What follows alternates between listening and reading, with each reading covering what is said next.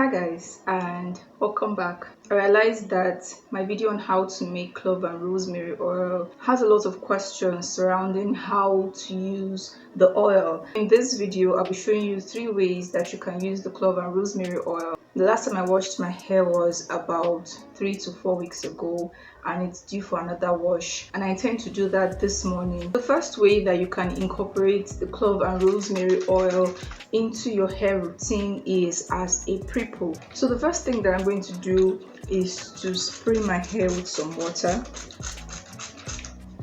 and just make sure that my strands take up the water. If you have kinky hair, then you know that a rule of thumb is never to work with your hair dry. So even if I wasn't doing a pre-poo, just before taking down my hair, I would definitely spray some water. So my hair was quite dry, so this is going to help with that, and more importantly for this process, is going to help it take up the oil more easily. So I'm just going to start by undoing these twists that I've had for some time, one after the other, and then I'll just apply the oil. I'll apply from the roots and just apply it generously all over my hair, like to the full length of my strands. So you do not necessarily need to make as many twists as I have, but I already had these twists on, so it was just easier for me to undo them, apply my oil, like coat my hair with oil, and then put them back in chunkier twists. You don't have to make them so many, even just in 4, like to part your hair into 4 depending on the length and thickness of your hair, but just make sure that you are doing it in sections, divide and conquer, because that way you'll be able to work more effectively. So you can go on and add more water as you go if you feel like the hair is dry at any point.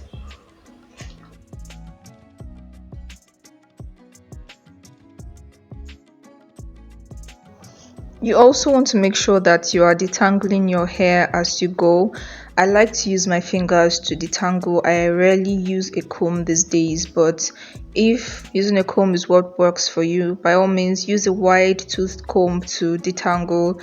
After coating your hair with the oil, make sure that you are generous with the application.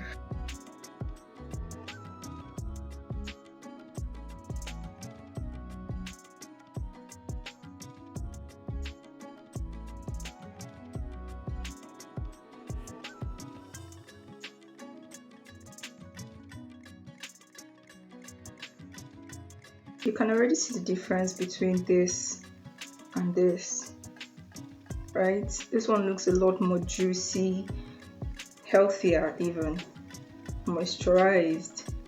So I'm just going to go on and finish on the rest parts of my hair. And finally on to the last 2 now. This might look like a lot of work, and it is, especially considering that you are going to shampoo your hair right after. But if you have dry hair, then you know that it is prone to breakage, and so wash days are not your best days. Pre-pooing your hair sort of protects your hair from getting stripped of its oils and just keeps some moisture in so that your shampoo does not strip all of it off. Conditioning your hair after shampooing does not restore all the moisture back, so this preserves enough, and so by the time you're done shampooing, your hair is not dry and breaking off so easily. You don't even have to have dry hair to enjoy the benefits of doing a pre-poo.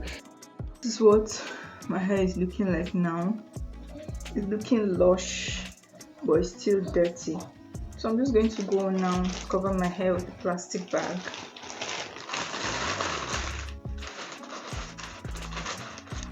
Then to enhance its effect and just to improvise for a steaming cap, I'm going to use my scarf and just tie this up. So I'm going to leave this on for 30 minutes to 1 hour. Please note that you can keep your prepoo in for several hours, even overnight. It just depends on how much time you have, but the longer it stays on, the better. After about 1 hour, I went on to shampoo and condition my hair as usual.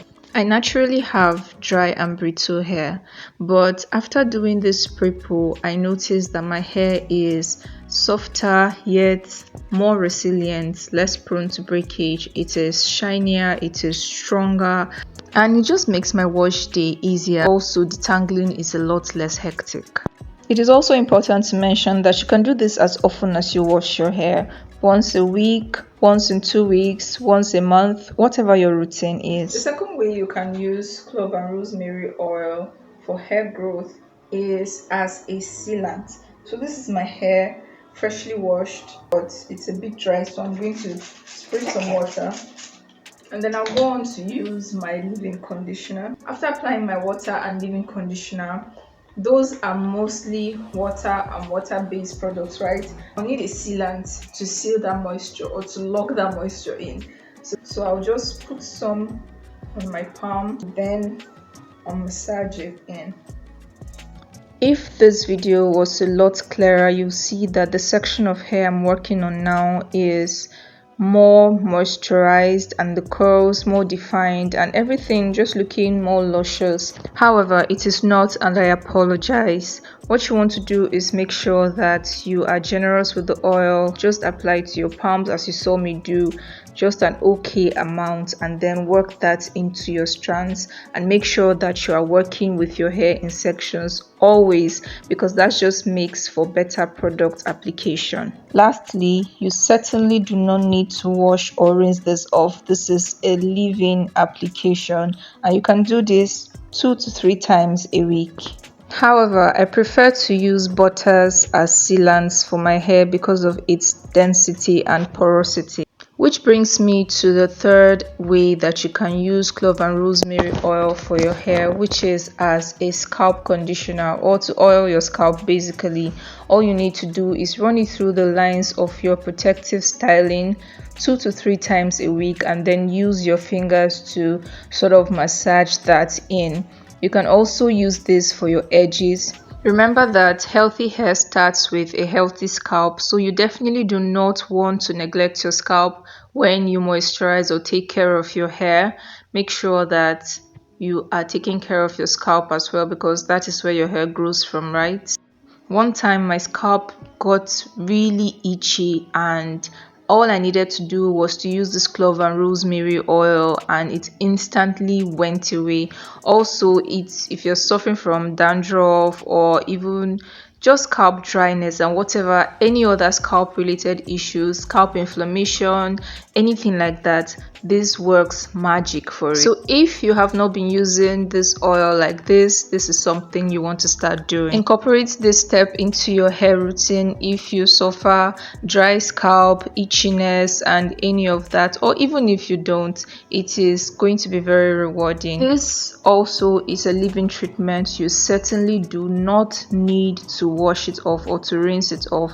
Just limit usage to 2 to 3 times a week and you'll be fine. So yes, these are the 3 ways that you can incorporate clove and rosemary oil in your hair routine. I hope that you found this video helpful, even as all over the place as it has been. Please don't forget to give it a thumbs up if you liked it, and remember that you can be part of this community just by subscribing to my channel. Leave me a comment. I would love to hear from you, and you can do well to share this video with people you think it might be helpful to. And I'll see you in another video. Bye.